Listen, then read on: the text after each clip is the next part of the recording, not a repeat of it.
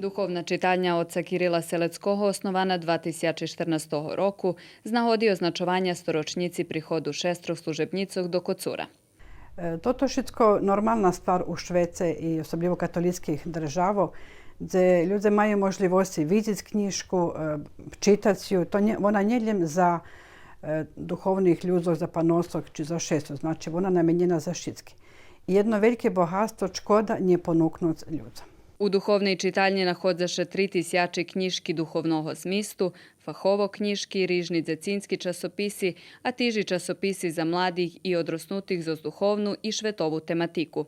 Тота читальня je jedinstvena na naših prostorах і доступна je šitskim, котрі жадають читати літературу духовного змісту. У нашому штретку ще роздумує, що то література лjem за кого, і стриктно за церковних особ. Ні, вона namenjena za šitski. I zato poručujem, že bi prišli ljudi tu, kad najdu času, slobodno, opatric, peši opatric, zacikaviš jak ona vi patra i kad uvidza co piše u njej, abo jak ona vi patra, vjerovatno dobiju i ljubav u tomu, že bi ju prečitali. Takže naiste, mi u manastiru imamo svoju literaturu i nam dostupno, mi imamo i drugi možljivosti, ali to ti knjižki vinješeni tu, že bi ljudi mogli i vidjeti i čitati.